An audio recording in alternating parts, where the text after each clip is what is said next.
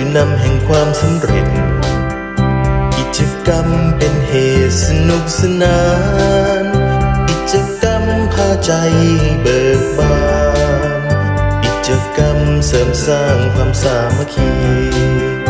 กิจกรรมเป็นสื่อนำแห่งความสำเร็จกิจกรรมเป็นเหตุสนุกสนานกิจกรรมพาใจเบิกบา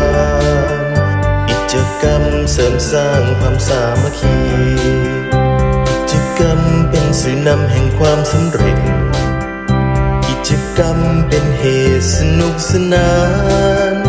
กิจกรรมพาใจเบิกบานกิจกรรมเสริมสร้างความสามัคคี